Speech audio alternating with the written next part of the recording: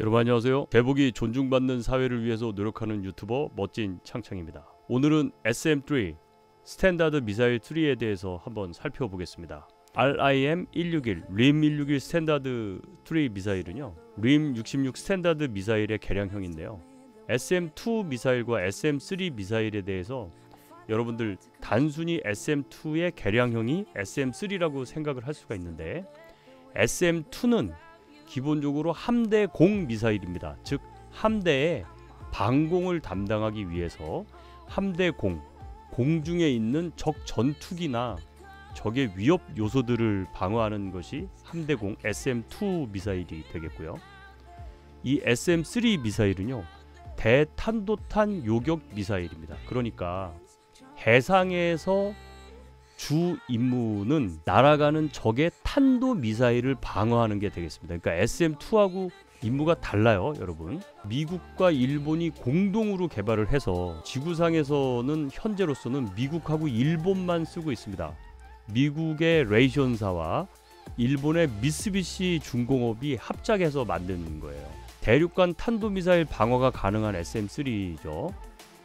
이지스 구축함에 주로 배치가 되어서 임무 수행을 하고 있습니다.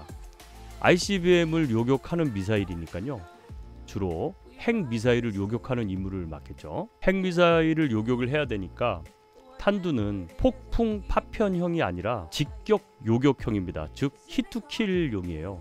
미국 미사일 방어국이 있죠. 육상에 설치하는 사드, 그리고 그보다 낮은 단계인 패트리어트와 함께 GBI, 이 중간에 요격을 하는 GBI 미사일과 함께 해상에서 날아가는 ICBM을 요격할 필요성이 제기가 된 거죠. 그래서 개발된 것이 바로 SM-3 미사일이 되겠습니다. ICBM 요격이 가능하다는 것은 매우 중요한 의미를 갖고요. 이게 또 하나 재미난 역할을 한다면 위성을 공격할 수 있는 능력도 있다는 겁니다. 왜냐하면 이 SM-3는요, 고체 연료로 되어 있는데 2단 로켓 엔진까지 장착을 해서 굉장히 추력을 높게 가지고 있고요. 나중에 블록 4로 가면은 3단 로켓까지 확대를 해가지고 거의 지상에서 500km까지 올라갈 수가 있습니다. 그러면은 저궤도 위성 500km 정도의 위성이 있겠죠. 저궤도 위성을 요격하는 능력을 가지고 있고요. 그 이상의 이 탄도탄을 요격해야 될 필요성이 있는데 그거는 GBI가 감당을 합니다. 그라운드 베이스드 인터셉터 GBI 미사일이 감당을 하게 되어 있습니다. 이것은 운용 개념의 차이로 봐야 하는데요. 먼저 공군이 사드와 팩3를 운영을 하게 되고요. 해군이 SM-2와 SM-6를 통해서 중저고도 방공을 하게 되고, 이 탄도탄 방어와 관련해서는 사실은 이게 뭐 육해공군 어디라고 나누기가 어려워요. 미국의 기준으로 보면은 사드는 육군이 가지고 있고 SM-3는 해군이 가지고 있죠. 그리고 공군은 직접적으로 방어하는 수단을 가지고 있지는 않습니다. 미 공군은 오히려 타격 수단을 가지고 있죠. 미국의 입장에서 전략 미사일은 대륙간 탄도 미사일이 되는 겁니다. 그런데 한국의 입장에서 보면 한국은 주적이 북한이잖아요. 종심이 짧죠. 한국은 800km 정도까지만 해도 한반도 전역을 커버할 수 있는 사거리이기 때문에 한국의 입장에서는 전략 무기는 300km급 무기면 됩니다. 그러면 300km 이상의 무기는 공군이 운용을 해야 되는 게 맞는 거죠. 왜? 공군의 가장 중요한 임무 중에 하나는 중심 작전을 하는 겁니다. 딥 오퍼레이션을 하는 거죠. FSCL과 MBDL, 그러니까 FB, 즉 지상군의 포격, 지상군의 화력이 도달할 수 있는 범위보다 더 깊숙이 들어간 중심 영역에 대해서는 우리 공군이 운용을 하게 되어 있어요. 그래서 미국이 생각하는 전략 무기와 한반도의 중심을 생각한 전략 무기는 다를 수 있습니다. 많은 분들이 미군이 나눈 기준을 가지고 한반도에서 무기의 기준을 가지고 운용을 하게 되면 많은 분들이 헷갈릴 수가 있어요. 그래서 방공포병이 한반도에서는 대한민국 공군이 가지고 있는 겁니다. 일본도 방공포병은 공군이 가지고 있는 이유가 거기에 있는 거예요. 제가 늘 강조를 하지만 육군의 지대지 미사일 사령부도 공군으로 넘겨야 하는 이유는 바로 중심 타격을 하는 책임이 공군에 있기 때문에 공군에 넘겨야 하는 거죠. 3차원 공중공간의 통제는 공군이 가장 잘하기 때문에 공군이 운용을 해야 되는 겁니다. 이 SM-3 미사일은 블록 1에서부터 계속해서 개량이 되어서 현재는 블록 2A까지 발전을 했는데요. 대체적으로 동체와 엔진은 크게 변한 게 없는데 속도가 가변적인 것이 특징이고요. 여기에 DACS 닥스 시스템이라는 것을 달게 됩니다. 왜냐하면 탄두가 폭발하지 않는 히트킬 방식이라고 했죠. 탄두의 지름이 대략 50cm 정도 됩니다. 그러니까 여러분 제 상반신 몸뚱아리 정도 되는데 사실 저도 궁금해요. 제 상반신 몸뚱아리 정도밖에 안 되는 탄두를 가지고 10,000km 넘게 음속에 몇 배로 날라오는 적의 탄두 미사일을 요격할 수 있는지 이게 좀 궁금한데 이게 히트킬 방식이 실제로 더 폭풍 파편형보다 효과가 있는 것은요. 직접 부딪혀가지고 터트리는 것이 더 효과가 있다고는 합니다. 물론 저도 물리학을 공부하고 숫자로는 그렇게 생각을 하는데 이게 현실적으로는 제 몸뚱아리 상반신만한 것이 저 날아오르는 적의 ICBM을 무력화시킬 수 있다는 게 굉장히 흥미로울 따름인데요. 이 닥스 시스템은 공중공간에서는 날개가 필요하죠. 방향을 좌우하기 위해서. 그러나 이 미사일은 외기권에서 적의 탄도미사일을 요격을 하기 때문에 외기권에서는 공기가 희박해요. 그래서 이 닥스 시스템으로 위치를 통제하고 자세를 제어하면서 탄두가 날아가야 하기 때문에 속도 가변 방향 전환 시스템이 절대적으로 필요한 거죠. 재미난 것은 대한민국 합동참모본부에서도 이 SM-3를 도입하려고 검토를 하긴 했었습니다. 송영무 장관이 당시에 북한의 핵과 미사일에 대한 위협에 대응을 하기 위해서 사드도 효과적이지만 사드보다는 고도가 훨씬 더 높은 이 SM-3 미사일을 도입하는 게 어떻겠느냐라는 아이디어를 내게 돼요. 그러면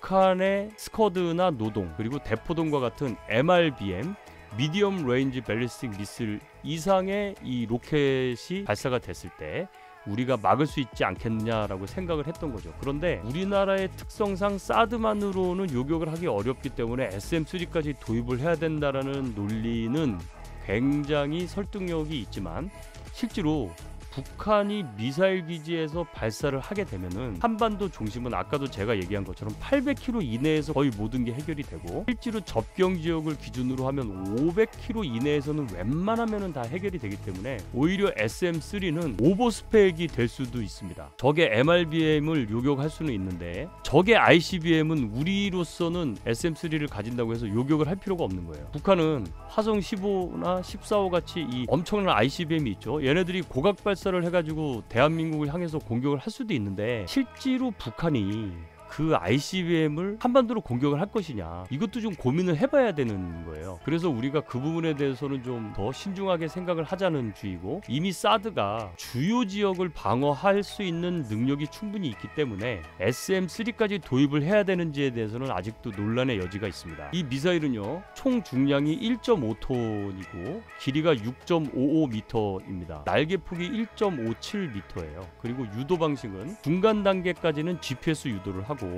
종말 단계에서는 이 미사일이 자체적으로 가지고 있는 자기 레이더로 반능동 레이더 유도를 통해 가지고 가죠. 지상의 레이더와 함께 미사일이 가지고 있는 자체 레이더를 통해서 표적을 향해서 나아갑니다. 초기에는 마하 10 정도로 날아가고요. 나중에 이 임팩트 하는 데 순간은 상대의 순간 속도기 때문에 마하 25 정도까지 됩니다. 많은 분들이 총알을 맞추는 것보다 미사일을 맞추는 게 쉽다고 생각을 할 수가 있는데 오히려 그 반대예요. 총알은요 여러분 마하 3보다 빠르지 않거든요. 그걸 맞추는 것은 의외로 쉽습니다. 계산상으로는. 미사일은요 날아오르는 적의 미사일도 대략 한 마하 10에서 15 이상 정도 되기 때문에 우리가 이를 공격하기 위해서는 우리 미사일도 마하 10에서 15 정도가 돼야 돼요. 그래서 굉장히 이게 고난도의 기술입니다. SM-3는 전방 고정형 적외선 영상 탐색기가 있어요. 그래서 얘가 왜 고정이 되어 있느냐, 외기권에 가면은 날아오르는 적의 미사일은 열로서 탐지를 하는 게 가장 좋은 방식이기 때문에 그래요. 자체적으로 빔을 방사하고 뭐 그걸 추적하는 것도 방식이긴 하지만 외기권에서는 열원이 별로 없기 때문에 날아오는 적의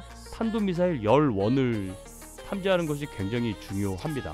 그래서 SM-2는 레이더 방식을 사용을 하지만 SM-3는 적외선 영상 탐색기를 주로 하는 이유가 거기에 있는 거예요. 그래서 공중 공간에서 닥스 시스템도 필요하다고 말씀을 드린 이유는 자세 및 이 궤도를 수정하기 위해서 전용 로켓을 분사해 가지고 타타타타타 움직이면서 이제 위치를 찾는 거죠. 사드는 액체 닥스 시스템을 쓰고요.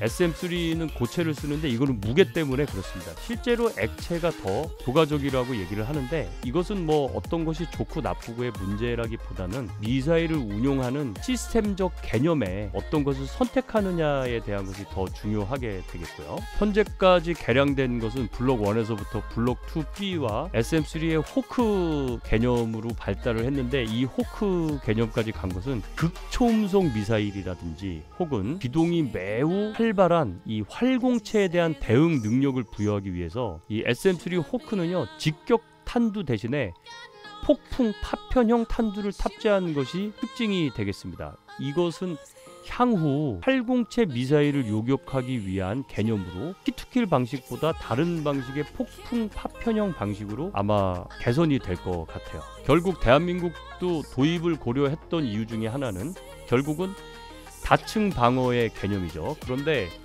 너무 고고도의 방어를 할 수 있는 능력이다 보니 이 SM3를 탑재하는 것이 과연 한반도의 전구 탄도탄 방어 개념에 맞는 것이냐라는 좀 의문이 있고, 또한 한국형 LSM이 계속 개발이 되는 중이기 때문에 LSM의 지상 발사형을 다시 해상 발사용으로 바꿀 수 있을 경우에도 그런 가능성이 있기 때문에 좀 고민을 해봐야 되겠죠. 그리고 한반도에 사드가 온 것 가지고도 중국이 아주 난리가 났었죠. 그런데 이제 SM3까지 도입을 하게 될 경우에는 중국이 더 난리를 피우지 않을까 하는 걱정도 좀 듭니다. 그러나 어쨌든 우리가 주변국이 난리를 피우건 피우지 않건 간에 대한민국의 직접적인 위협이 되는 탄도미사일에 대해서는 SM3건 사드건 패트리어트건 LSM이건 간에 우리나라를 보호하는 무기라면 무조건 도입을 해야 한다는 것이 저의 생각입니다. 물론 이 미사일은 상당히 비쌉니다. 상당히 비싸기 때문에 과연 우리 군, 우리 수뇌부는 어떻게 생각할지는 제가 감히 판단을 하기는 어렵지만 사드와 함께 SM3가 도입이 된다면 대한민국 영공의 대탄도탄을 위한 다층 방어 시스템이 완벽하게 구축이 되는 것이고요. 북한이 핵을 가지고 있다는 가정하에 북한의 핵미사일을 막는 데 있어서는 이 SM3 미사일이 굉장히 큰 의미를 갖는다고 저는 생각을 합니다. 이상으로 SM3 미사일에 대해서 살펴보았습니다. 제복이 존중받는 사회를 위해서 노력하는 유튜버 멋진 창창이었습니다. 감사합니다.